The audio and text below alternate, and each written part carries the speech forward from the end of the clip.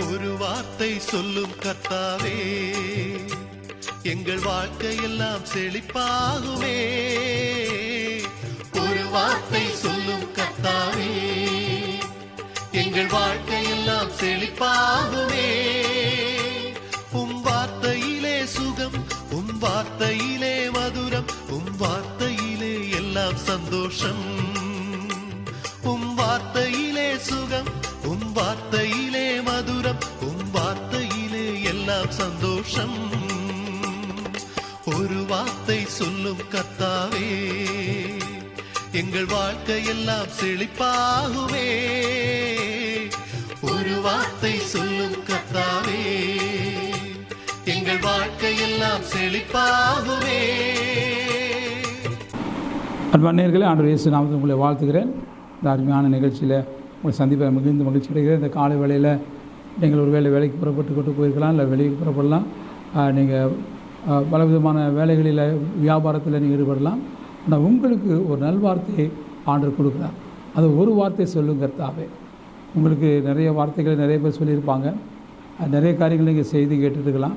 ஆனால் இன்றைக்கி ஆண்டவர் உங்களுக்கு ஒரு நல்வார்த்தை, அருமையான ஒரு ஜீவ வார்த்தை. அது ரேமா வார்த்தை. பைபிளில் படிக்கும்போது ரேமா, உங்களை உயிர்ப்பிக்கிற வார்த்தை, உங்களை உற்சாகப்படுத்துகிற வார்த்தை. அதை தேவன் அவர் வாயிலிருந்து உங்களுக்கு சொல்கிறாரு. அந்த வார்த்தையை கவனமாக கேளுங்க. யோவானின் சுவிசேஷம் 11ஆம் அதிகாரம்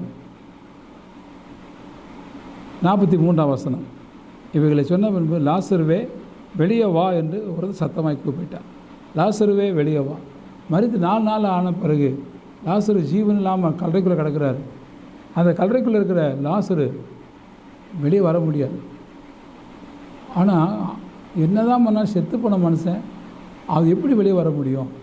என்னதான் பிரயாசப்பட்டாலும், என்ன மருந்து மாத்திரை கொடுத்தாலும், என்ன ஆப்ரேஷன் பண்ணாலும் மரித்து போன அவனுக்குள்ள இது ஒன்றுமே இல்லை. ஆனால் ஒரு காரியம் ஆண்டவர் செய்கிறார் பாருங்க. மரித்து போன அந்த வாலிபனை பார்த்து, லாசருவே நீ வெளியே வா. ஒரே வார்த்தை தான், அவனுக்குள்ளே ஜீவன் போச்சு, அவனுக்குள்ளே உயிர் வந்துருச்சு. அவன் பாருங்க வெளியே வந்துட்டான். அப்படியே கட்டப்பட்ட பிரதேச சிலையோடு வந்து வெளியே நிற்கிறான். எவ்வளோ அற்புதமான காரியம் பாருங்கள். என் அருமையான தேவனுடைய பிள்ளைகளை, இன்றைக்கி உங்கள் வாழ்க்கை கூட எல்லாமே முடிஞ்சு போச்சு பாஸ்டர். என் வாழ்க்கை அவ்வளோதான், நான் என்ன செய்ய போகிறேன், எதிர்காலம் என்ன ஆகும்? ஒருவேளை மருத்துவமனை நீ படுத்திருக்கலாம், ஒருவேளை வீட்டில் படுத்திருக்கலாம், எந்த ஒரு நிலைமையில் நீ கைவிடப்பட்ட நிலைமையில் ஹோப்லெஸ்ஸாக நீ இருக்கலாம். ஆனால் இன்றைக்கு ஆண்டவர் சொல்கிறாரு, மகனே வெளியே வா, உன் வீட்டை விட்டு வெளியே வா, மருத்துவமனை விட்டு வெளியே வா, உன் சூழ்நிலை விட்டு வெளியே வா. ஆண்டவர் ஒரே வார்த்தை சொல்கிறாரு, நீங்கள் அதிலிருந்து வெளியே வருவீங்க. அது என்ன காரியமாக இருந்தாலும் சரி, எதில் நீங்கள் பாதிக்கப்பட்டு மிக மோசமான நிலைமையில் நீங்கள் இருக்கலாம். ஒரு மருத்துவமனையில் இருக்கலாம், வீட்டில் இருக்கலாம், அல்லது ஏதோ ஒரு இடத்துல இருந்து நீங்கள் எல்லாம் ஹோப்லெஸ்ஸாக நீங்கள் இருக்கலாம். ஆனால் கர்த்தர் சொல்கிறாரு, அந்த நிலைமையிலேருந்து வெளியே வரும். உங்கள் கடன்லேருந்து இங்கே வெளியே வருவீங்க. உங்கள் பிரச்சனை, அவமானத்திலேருந்து, நிந்தையிலேருந்து, எல்லாத்துலேருந்து நீங்கள் வெளியே வருவீங்க. ஆண்டவர் இயேசுன்னு ஒரு வார்த்தை நீங்கள் உங்களுக்கு தான் அந்த வார்த்தை சொல்கிறார், வெளியே வா மகனே. நீங்கள் எந்த பேர் வச்சுருக்கீங்களோ அந்த பேரை ஆண்டவர் சொல்கிறார், நீங்கள் வெளியே வருவீங்க. சரியா? சந்தோஷமாக இருங்க. ஆண்டவரே எனக்கு இதை வார்த்தை கொடுத்துக்கா, நன்றியப்பா அப்படின்னு சொல்லுங்கள். கடவுள் உங்களை ஆசீர்வதிப்பார். ஜெபம் பண்ணலாமா? நல்ல ஆண்டவரே, இதை கேட்டுக்கொண்டிருக்கிற சகோதரனை, என் சகோதரியை நீ ஆசீர்வதி ராஜா. அவங்க எதில் ஆண்டவரே அடைபட்டு கிடக்கிறாங்களோ, எவ்வளோ ஆபத்தில் இருக்கிறாங்களோ, அதிலிருந்து வெளியே வரும்படி செய்ய ராஜா. கைவிடப்பட்டு நம்பிக்கை இழந்த நிலைமையில் இருக்காங்களா, அந்த நம்பிக்கையற்ற நிலைமையிலிருந்து அவங்க வெளியே வரணும். ஆண்டவரை மனம் இறங்குங்கப்பா. ஒரு வார்த்தை சொல்லுங்கள் ஆண்டவரை, ஒரு வார்த்தை சொல்லுங்கப்பா. அவங்க வெளியே வரட்டும். அவங்க புது ஜீவனோடு, புது பலத்தோடு, லாசர் வெளியே வந்தது போல் ஆண்டவரை அவங்க புது பலத்தோடு வெளியே வர உதவி செய்யும். ஆசீர்வதியும் அப்பா.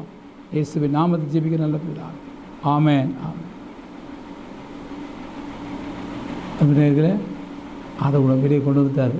கவலைப்படாதீங்க, சந்தோஷமாக இருங்க. மீண்டும் அடுத்த நாளில் சந்திக்கலாம்.